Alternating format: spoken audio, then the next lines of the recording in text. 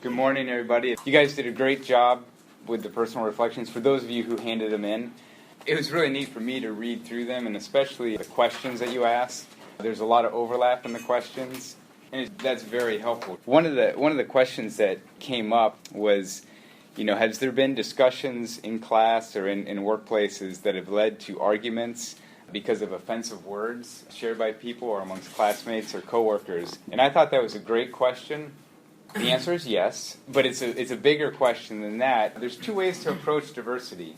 One is to pretend like we're all the same and just ignore differences, and the other is to actively engage differences. And so there's this idea of colorblind racism, where there's one concept where you walk into a classroom or walk into a workplace setting and you're just going to say, I'm going to have this progressive approach where I'm not going to look at differences. I'm not going to treat people differently based on how they look. And I'm not even going to talk about or acknowledge the differences, when in reality, there are differences. And so this posture of colorblind racism, on one level, might seem really appealing and attractive. And it's a way to sort of avoid conflict or to avoid sort of encountering differences that might lead to arguments. But I would argue that that's probably not the healthiest approach. And often what occurs, and if you're in an organization that has colorblind racism, what the default is that the white culture becomes the norm. And so if you're not part of the white culture, you have to adapt into the white culture, and then your uniqueness of the racial or ethnic background that you come from gets minimized and overlooked. And so instead of having a colorblind racism approach, the other option is to recognize differences and navigate those social differences. The drawback to that is I am going to say something that's offensive. I'm going to say something that is going to be misunderstood or misconstrued, and that can lead to conflict or disagreements. My hope in this class is that this would be a place where you have the freedom and permission to say stupid things, to say things out of ignorance. Because I'd rather have it happen in this classroom than in your workplace, in front of your boss or in front of your coworkers, where the consequences are much higher. And so the only way that we can learn how to navigate social differences is by kind of fumbling through it and sort of learning about other cultures and learning about people who are different from us. And a lot of times it's sort of, when I say saying stupid things, it's things that, the way that I was raised, I had limited exposure to different people. And so then my only information that I can use to understand people is the stereotypes or the way the media portrays them, when in reality, those aren't the whole story of people's differences. And so, especially as a white male professor, I'm in the position of authority, and that can be a challenging place for someone who's not in a similar position. But the person who might be from the minority representation, whatever the social category is, has a unique opportunity to teach me about things of their culture or their differences. It does sort of place some responsibility on the person from the minority culture, but then also there's a high level of responsibility on my end to be a learner and to have a posture of a learner and to be willing to say, oh, I didn't know that, or I wasn't aware of that. And so some ground rules for this class, especially as we engage in discussions with people, is that we are giving each other license and permission to say things that might be inappropriate, that might be received as being inappropriate. I don't want us to intentionally try to offend people, but what I really don't want us to do is to feel like I need to be politically correct and I need to be walking on eggshells and afraid to say anything because I don't know if it would be misinterpreted or misunderstood or might be the wrong answer or might be based on a stereotype that's not true. I want us to walk out in courage and sort of say, hey, well, I've always thought this, or where I've come from, this is sort of how it was always perceived. And so, if things come up in class where you felt offended or hurt or just misunderstood, you can talk to me after class, and we can begin to sort of work through that and think about ways to organize this class to make it a place where we have the freedom to learn and the freedom to make mistakes, so that when we leave this class and we enter into another setting, we'll be that much further along in understanding different cultures and learning how to engage different cultures. Another question that seemed to come up was, Tuesday I talked about homophily, which is this social force that sort of causes people to gravitate towards people who are similar to themselves. And it's an unconscious force. It just sort of happens without us even intentionally thinking about it. And even if we want to counteract it, a lot of times we still end up gravitating towards people who are similar to us. And the question was, well, how do you counteract that? How do you sort of push against that? And what I found, especially as you come to college, and when I came to college as a freshman, that was one of the first times that I encountered difference in a significant way. And my freshman year, I lived in the dorms, and in the dorm that I lived in, it was also a residential facility for students with disabilities.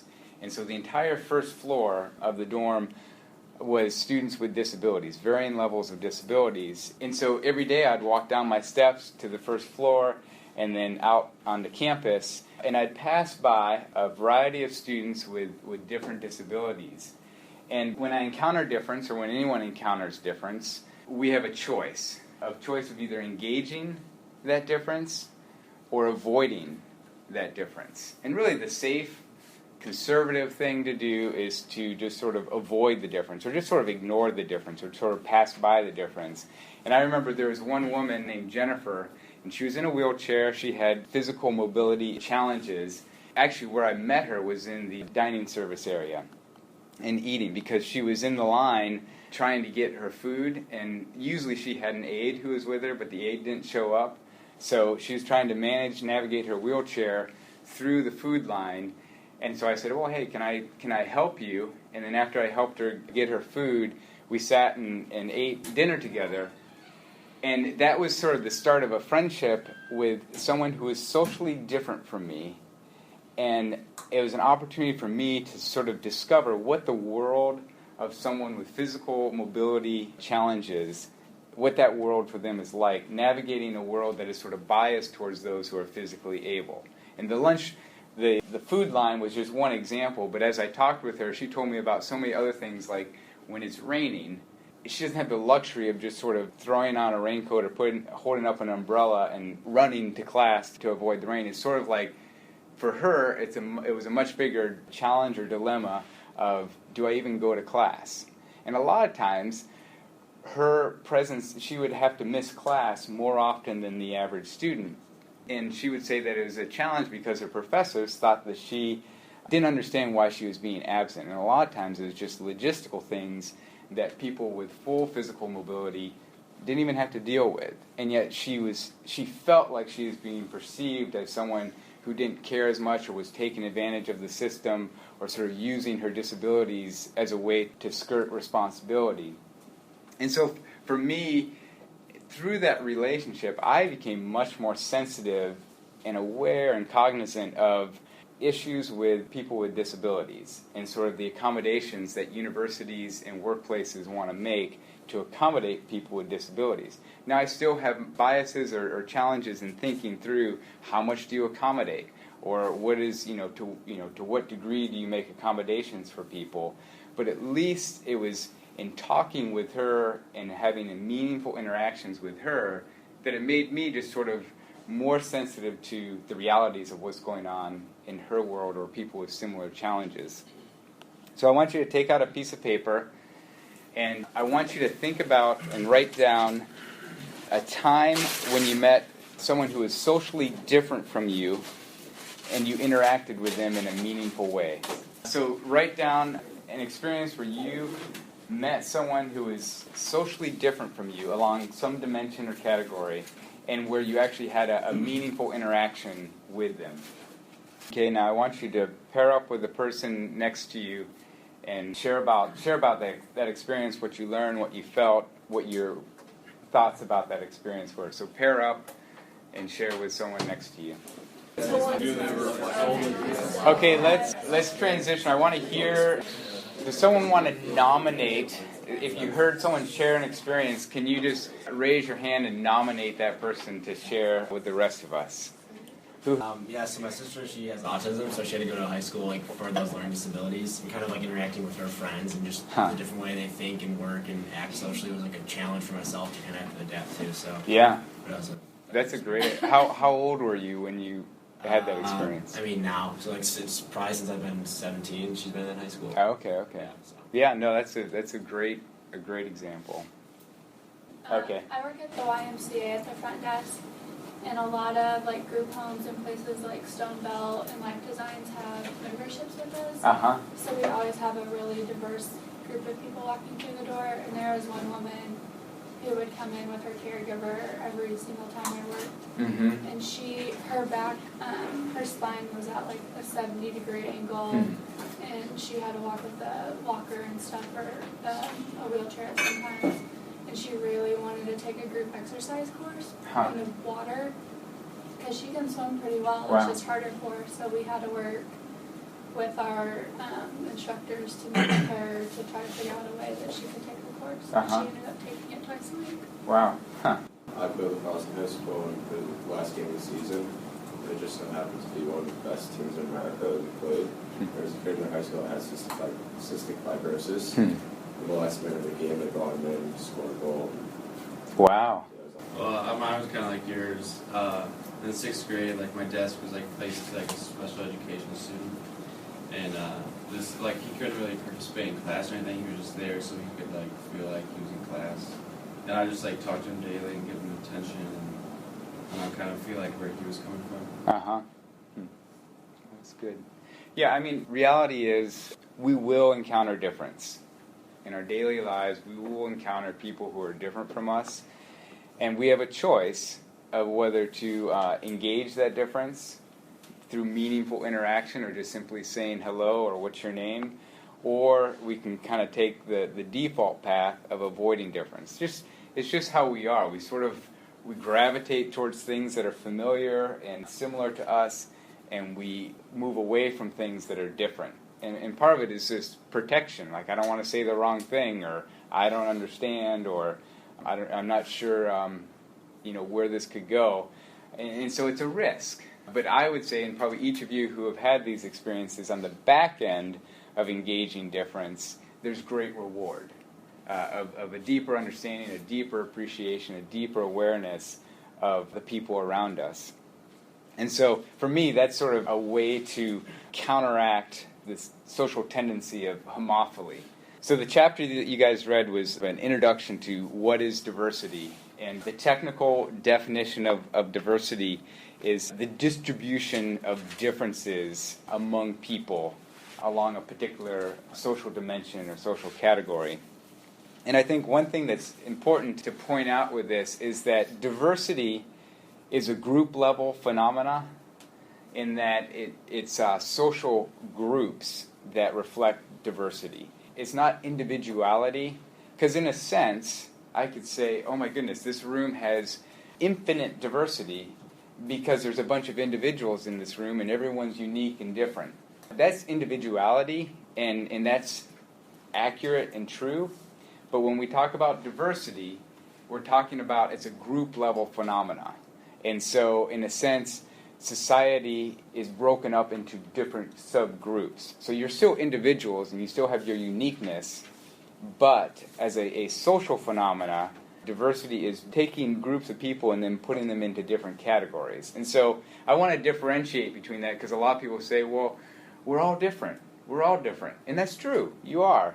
But in terms of social organization, people are put into groups, whether intentionally or unintentionally, and then by virtue of that, some groups have more power or more access to resources or whatever, and then that's where diversity sort of comes into play.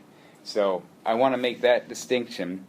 So we're going to do a speed round of 1 minute where you're going to write down as many dimensions of social diversity you can think of. So obviously the one that we've talked a lot about is race, but there's many other categories of ways that people can be categorized into groups. And so when the second hand hits the 12, we're going to have a speed round for 1 minute, and you're going to write down as many different categories. So don't say like black, white, Asian, but no, it's like race, gender, class, and okay, go. Write down as many as you can.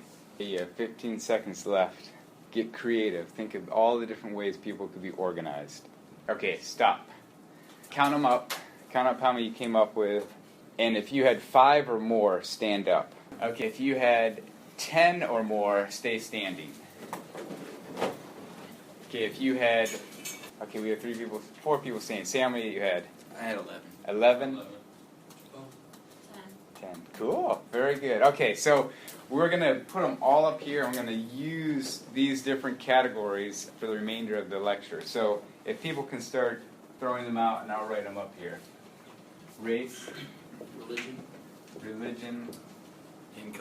Income. Sexual orientation. Gender. Age. Disabilities. Weight. You guys are good. Disorders.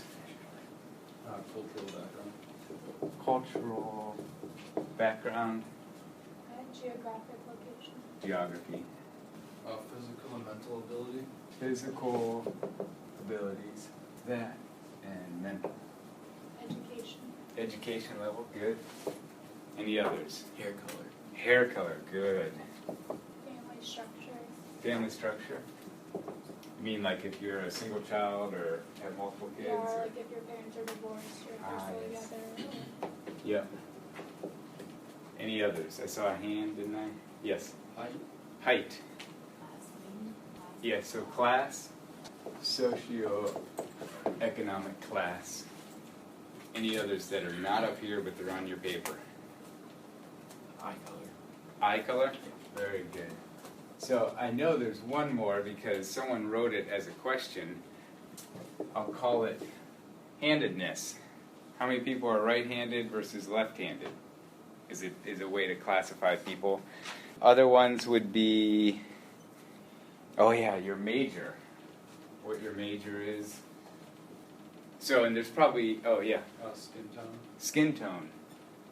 So, and as we're talking through this topic, if you think of another one, just throw it out there and I'll put it up because it'll be helpful to add. Part of the reason for doing this is we usually think in terms of race, class, gender.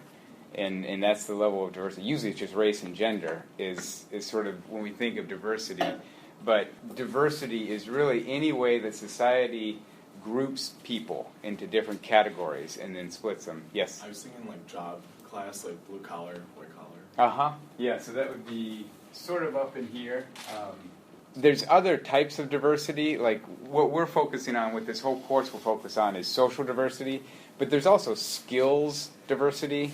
Like if you're, in a sense, if you have a workplace team and you have someone who's very good at computer skills or coding, and you have someone who's really good at human resource management, and you have someone who's really good at hospitality, those are skills diversity, and a lot of the concepts that we're going to learn in this class will relate to skills diversity, but we're not going to talk about skills diversity. Our focus is just purely on the social diversity. Okay, so now what I want you to do, we're going to go through these to just sort of see what's the social distribution of differences within this classroom. So the first one we're going to do is, we'll do race. And I want you, I'll say 4 categories of race: white, black, Latino, Asian, and then we'll say other.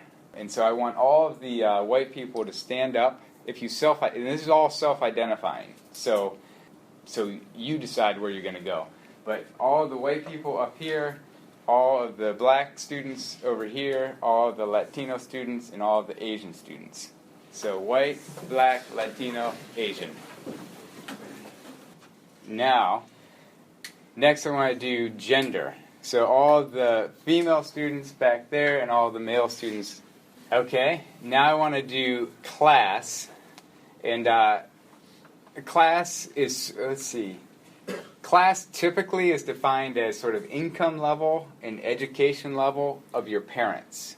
So or like a job, like if it was blue collar, white collar. So, and it's typically lower class, middle class, and upper class. So I want at that end lower. If you sort of self-identify as I'm more, and this is a continuum, so you're not sort of saying I am lower class, but I'm on the lower end of the spectrum. Go down on that end, and then if you're sort of in the middle, place yourself in the middle, and then if you're on the upper end, like upper middle class, then go on this side. So then self-sort. If your parents are divorced, my mom's middle class, my dad's more upper class. Then you'd be in the middle, like you'd be upper middle.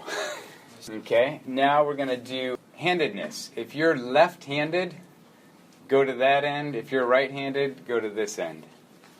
If you're ambidextrous, raise your hands. So we have 2 left-handed people? Okay, now we're going to do eye color. If you have blue eyes, be on this end. If you have sort of green-ish, then in the middle, and then brown at that end. What about hazel? Yeah, what about hazel? Brownish. Okay, now let's do hair color. Now this is natural hair color, okay? Because we can change those things, but let's do natural hair color. Let's do the darkest hair color up here to the lightest hair color down there. Okay? I forgot a really good social category, blood type. So if you are... you don't know your blood type? Who doesn't know their blood type? Oh my goodness, what if we had an emergency? So, well, we could, if you guys knew your blood type, we could like organize you by blood type as well.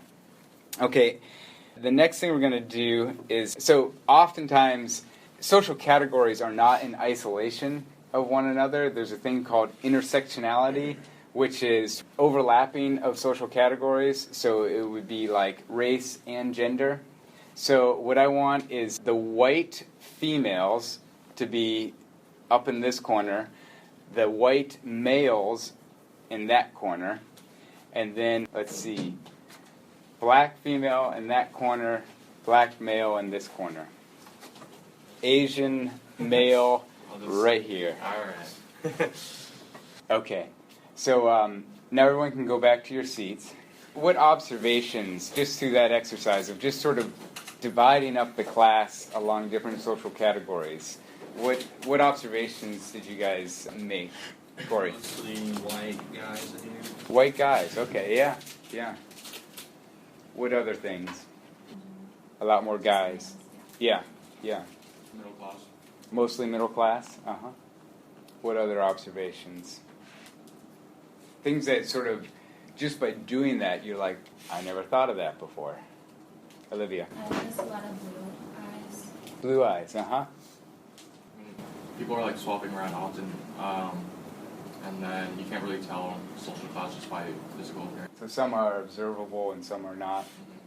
I think one thing that really stands out to me is the way society chooses which categories to separate people into. You know, how often do you walk into a setting and you notice, oh yeah, all the left-handed people are hanging out together and discriminating against the right-handed people? Or especially, like, how often do you walk into a room and they say, okay, all the people with A+ blood type congregate over here, and all the people with O blood type go over here. There's certain social categories which are real, just as biological or meaningful as gender and age and things like that, but they're not very salient. They're not picked up on. And why is that? Why are some social categories more salient than others? And why are, and so there's a long history of this. And what I would argue is that these social groups are socially constructed. The society over time has sort of decided we're going to highlight particular social categories and divide people up along those categories, and then the way that society is going to work is going to be sort of in tension or in challenge between these different groups. And so some things are salient during one period of time, but then they sort of lose significance, and some things are sort of reinforced over time. And we're going to watch two videos that capture this idea of, and it's called the social construction of reality. And what's interesting is we just sort of assume that the way that people are grouped up and divided up is sort of a natural reality, like it's just a naturally occurring phenomena. But in reality, I would argue that it's something that's socially constructed, that society, not necessarily like engineers are sort of saying, okay, we're going to do this, this, and this, but it's a way that society has evolved to construct different groupings of people and then divide them up, and then there's social consequences for that. And so as you watch this will just give an articulation of what this concept of social construction is and its implications. Chapter 9, Race. Paradox. Race as we know it has no deterministic biological basis. All the same, race is so powerful that it can have life or death consequences. Some scholars have claimed that the idea of race as we know it today did not exist in the ancient world. Well, it did and it didn't. Many ancients used skin color, for example, to tell one person from the next. They weren't colorblind after all. But they did not generally discriminate in the way or to the extent that we understand racial discrimination today. That is, judging people categorically and assigning them social roles based on those categories. The Romans maintained a brutal system of slavery, where their slaves, as well as their free citizens, comprised individuals of various skin colors and geographic origins. Meanwhile, the Greek father of medicine, Hippocrates, believed that race resulted from distinct climates and soils and was, thus, changeable. Even 18th century scientists believed that climate impacted race. For example, when a sunnier climate turned one's skin darker, some believed that that new skin tone would be passed on to one's children. Indeed, blackness was considered a, quote, universal freckle. The idea that race is independent of climate arose in the mid-17th century in conjunction with imperialism. As Europeans began colonizing new lands, race proved a handy way to rationalize conquest and domination. New definitions of race sought to categorize people who were different from white Europeans. But as we now know, the biological validity of racial categories is debatable. That said, in social life, race has real consequences. Just ask someone of the Barakamine race in Japan. The Barakamine originated as a group of displaced outcasts resulting from 14th century feudal wars. Imagine all the homeless people in Miami or Los Angeles suddenly being labeled as unique races. The Barakamine formed a social category even though they were not a distinct group, genetically speaking.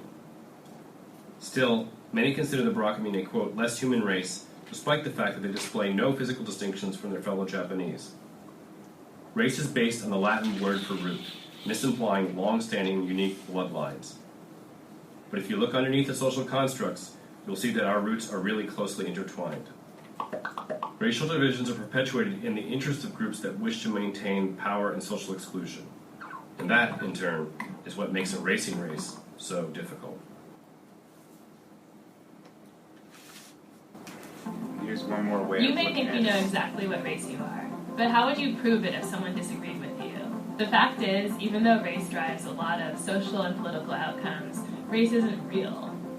One of the first people to attempt to categorize humans according to race was a German scientist around 1776. He came up with 5 different groups according to physical appearance and geographic origin of their ancestors. Americans of European descent eagerly bought into this type of thinking around the same time. Some historians have said the idea that there were different races helped them resolve the contradiction between a natural right to freedom and the fact of slavery. If whites were their own distinct category, then they could feel a lot better about denying freedom to people who they labeled black and decided were fundamentally different. But as political priorities change, definitions of race in America adjust right along with them. For example, if you are of Mexican birth or ancestry in the United States in 1929, you were considered white. Then the 1930 census changed that to non-white to limit immigration. Later, when the U.S. needed to increase its labor force during World War II, these people were switched back to white.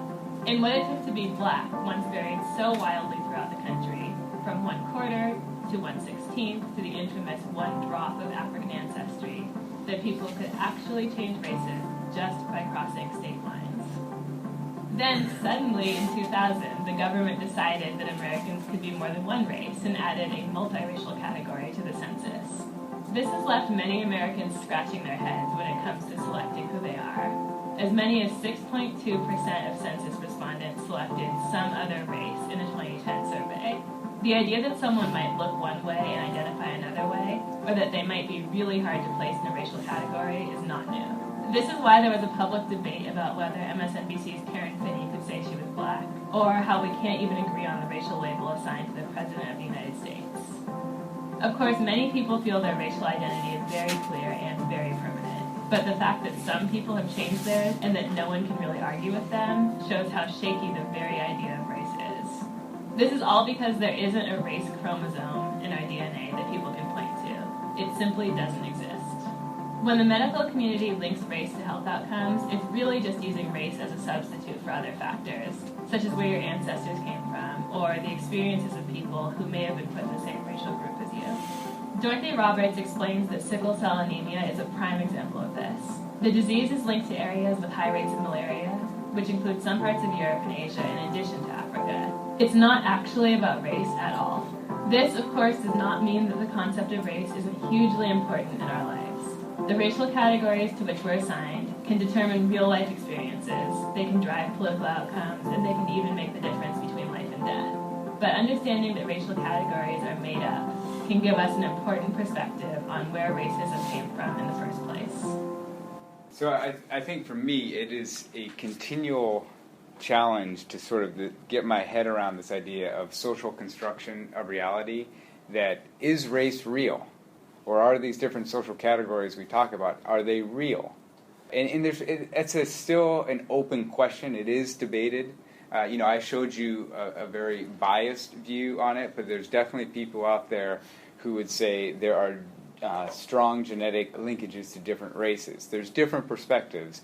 I'd say this is sort of the dominant perspective, and I think there's good evidence to support that. So whether or not race is real, it certainly has real social consequences and implications for people who have been placed in different social groups by race, as it would be with other social categories that have been socially constructed or highlighted as being significant. And an interesting thing about diversity in different social categories is that they have different levels of being perceived or understood in society.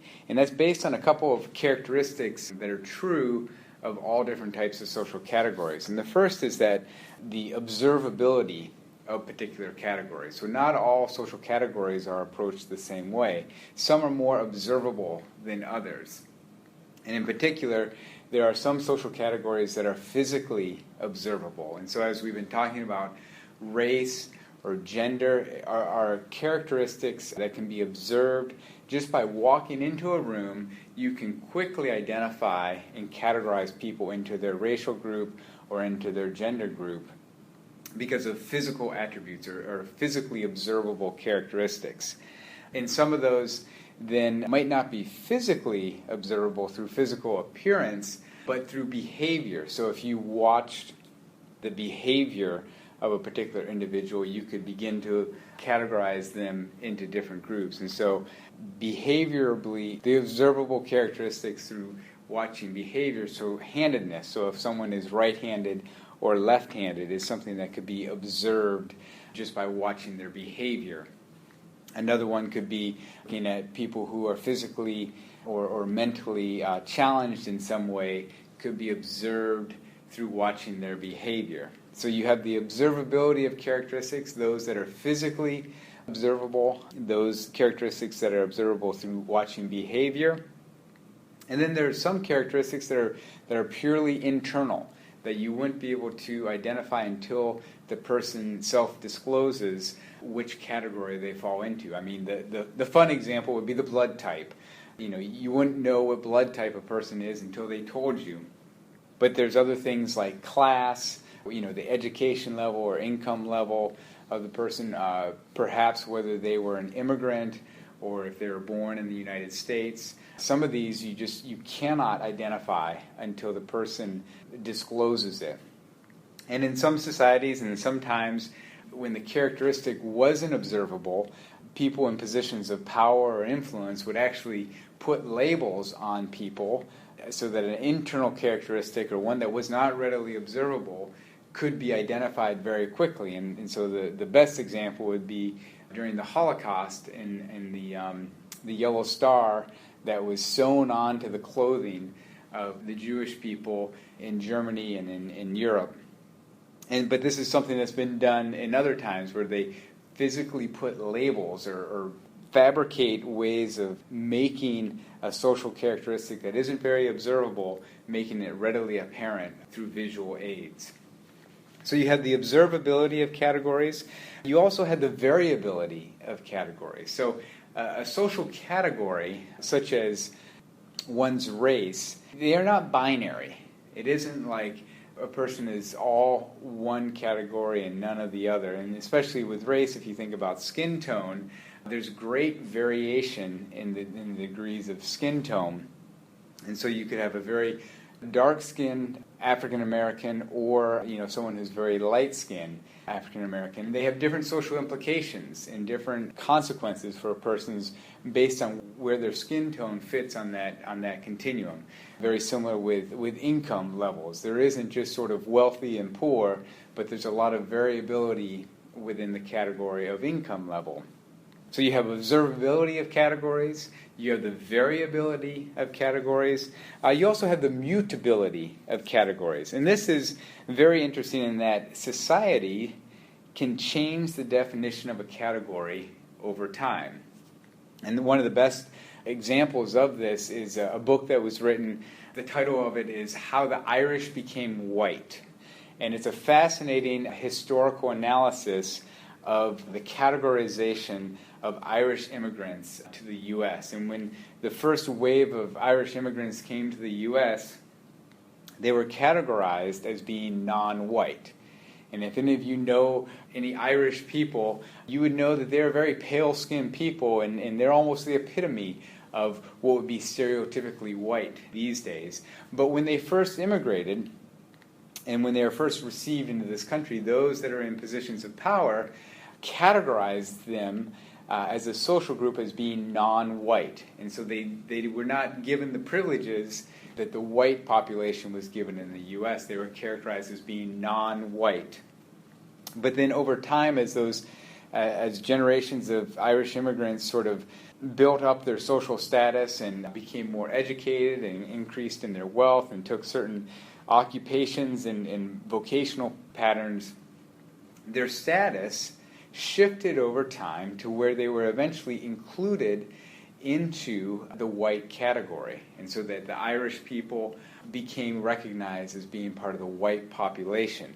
And so in this sense, society changed the definition of what it means in Irish, what the racial category of an Irish person is, from being non-white to white. And so social categories are not fixed in stone as if they were some natural category that existed in the same way for all time, but they are socially constructed in the sense that they can be reconstructed or reconfigured depending on how society shifts in their perceptions of groups. So you have observability of categories, the variability of categories, the mutability of categories, and then also the fluidity of categories. And this is more, instead of society changing the definitions of a category, it's that people can move across categories over time. And some of the obvious examples of this would be like age. Someone who is young fits in the age category of being young, but over the course of their life, their age changes and they move on to different categories of age to the point of being elderly. But this is also true of class, that people can move up and down the class mobility ladder such that they might grow up in a lower class household, but then through different means they experience mobility, class mobility, and they reach a point where they become middle class or of a different class. And so that a person can move across categories over time. And we see this in other social categories where there's this sense of fluidity, again, that they're not set in stone, but there is options to move across social boundaries and to change one's identity. So observability of categories, variability of categories, mutability of categories, fluidity of categories, and then there's the contextuality of categories. So the way a social category is perceived in one context might be perceived in the opposite way in a different context. And so one example would be the age of a person. So in the U.S., generally speaking, as people get older, they tend to be dismissed by society or devalued or overlooked or seen as a burden to society. And so the social value of older people is diminished as their age increases, whereas if you go to the context of Japan, a person's social value and esteem and respect increases and escalates as they become older. And so in one context, increasing age is seen as a negative attribute, whereas in another context, increasing in age is viewed as a positive attribute. And we see that also even with skin tone. I know if you go to India, there's a lot of pride taken on and even social value for having a very light skin tone, and it's a sign or signal of wealth and status, whereas if you're a darker skin tone in India, amongst the Indian population, is viewed as lower status. And the thinking behind it is that the darker skin you are, it's potentially because you're working in the fields or working outside and you're a day laborer, such that you get a lot of exposure to the sun, and it's a sign of lower class or lower status. The opposite, in the U.S., if you're a Caucasian person, the view is that if you're a darker skin tone, and since that you have a nice tan, that's a signal that you're of higher status, that you're perhaps more wealthy and can spend more time at the beach or on the golf course. Whereas if you're more pale skin, Caucasian person, it's an indicator that you're kind of stuck in the office all day and don't have opportunities of leisure and luxury. And so a lighter skin tone or more pale is viewed as a lower status signal. So in that sense that it depends on the context to determine the social value or how society values a particular social category. And what I find most or very fascinating about this idea of we have all these different social categories that we've looked at, and yet certain ones get selected as being particularly salient. What's fascinating is that almost never is blood type used as a way to categorize people into groups, especially in social settings or in the workforce or within organizations. There isn't this sort of pattern of, okay, all the O blood types go into this corner and all the A plus blood types go into this corner. It's just, it could be, but it isn't. And similarly, eye color in most settings is not a salient social category that is selected and used as a way to divide up people or divide up groups. Similarly, physical height would be another one where that's just not a pattern of selecting people across that particular category. And so what we have here is that which categories are important or salient are selected by people and signaled out and then used to divide people into different groups.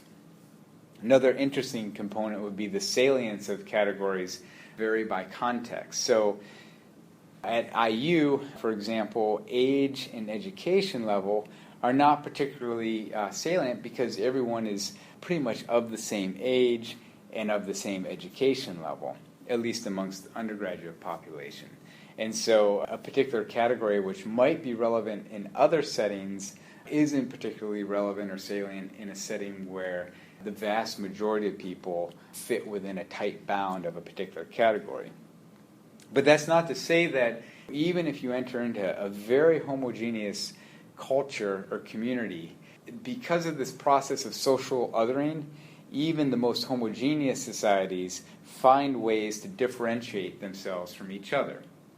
And so an example, even in college, would be differentiating by class, by education class. So you have freshmen, sophomore, juniors, and seniors, and there's dividing up by that, or by major. So even though everyone's of the same education level, then there's sort of divisions across social groups based on what your major is. But an interesting thing more so would be, on a broader scale, let's say like with religious tradition. When a Christian goes to a predominantly Muslim country, they're characterized as just being Christian. Whereas if they come to the community in the U.S. where the predominant culture is Christian, And then you see that there's a lot of then distinctions within that Christian religious tradition, not just Catholic and Protestant, but then even within Protestantism, you would have Methodist and Baptist and Episcopal and Lutheran. And so even though the culture is predominantly Christian, then within that they start splintering up. But if you go into a context where a majority of the people are non-Christian, you just take the more generic label of Christian. And likewise, when Muslim people come to the U.S., they're just viewed as the generic label of Muslim, whereas if you go into a predominantly Muslim culture, you would begin to see the different divisions and separations within the Muslim religious tradition. And that would be true of different ethnicities. If you are in a place where there's very few Asian people, they would receive the generic label of Asian, whereas if you're in an area that has large variety of Asians and a large population of Asians, you would then begin to see the differences in nuance based on the country of origin or even based on linguistic differences that would help to begin to differentiate within a particular population or social group. So these are different aspects of social categories that, one, I think demonstrate that they are socially constructed. And not only are they socially constructed, but they're used for social purposes. And oftentimes they're used to help people who are in positions of power to maintain their power over a particular social group. And when you think about diversity, there's three different types of diversity. And I think it's important to differentiate because not all forms of diversity are the same. So when you walk into a group or an organization and you say that they're diverse, there's three different types of diversity that you have to differentiate between. And the first would be what is called separation. And separation diversity is differences in position or opinion among people in a group. And probably the best, it's the idea of this continuum. And you're either at one end of the continuum or the other end of the continuum. And probably the best example of this would be a person's political orientation. And so you could have a person who is way on the conservative end of the political continuum or someone who's on the very liberal end. And if you had a group of people, you would want to map people out along that continuum. And the greater spread that you have, a greater separation, would be an indicator of a greater level of diversity, separation diversity. And so, if your group was just all predominantly conservative people and no liberal-oriented people, you would have less diversity, whereas if you had people planted all along that continuum, that would be an indicator of a high level of separation diversity. The other type of diversity is known as variety diversity, and that's differences in kind or category among a group of people. And probably a good example of this would be religious tradition. So with religious tradition, they're not sort of all plotted along one linear continuum, but rather it's an indication of variety. How much variety of different religious traditions are represented within your group. And so then, if the group was entirely Christian, there'd be very little variety, whereas if you had people from a Buddhist tradition, Hindu tradition, Muslim tradition, Jewish tradition, you would then see that there's a high level of variety or variety diversity within your organization. So there's separation diversity, which is the continuum. There is variety diversity, which is different types represented within a group. And then the third one, which I think is perhaps most important in terms of organizations and sort of how they manage diversity, and it's known as disparity diversity. And so whereas separation diversity is along a continuum, a horizontal continuum, disparity diversity is a hierarchy. It's a vertical continuum. And again, a good example of disparity diversity would be income levels. And so at the bottom end of the vertical line would be low-income people, and then at the high end of the hierarchy would be high-income people. And if you have an organization where everyone is stacked at the top end of the income spectrum, then there wouldn't be much income diversity. And actually, for like something like a community organization that's trying to reach out and meet the needs of the surrounding community, if all of the leaders of that organization are high-income individuals, there's very little disparity diversity, and they aren't very representative of the surrounding community. Whereas if they want to increase in diversity, it isn't necessarily just increasing in variety or type, but it's actually increasing in this form of disparity diversity, where there is greater differences in income levels or education levels of people within this organization. And so in many ways, disparity diversity is one that often gets overlooked, because even if you have a policy of, let's say, increasing racial diversity, you could be pulling in a group of people who are all of a different race, which would be variety diversity, but there's very little difference in their class status. It's all high socioeconomic status individuals, but of different races, which is fine on one level, unless your goal or outcome of your organization is one in which you want to engage different strata of the social sector. And so it's really important then to think about the different forms of diversity and their implications for your organization.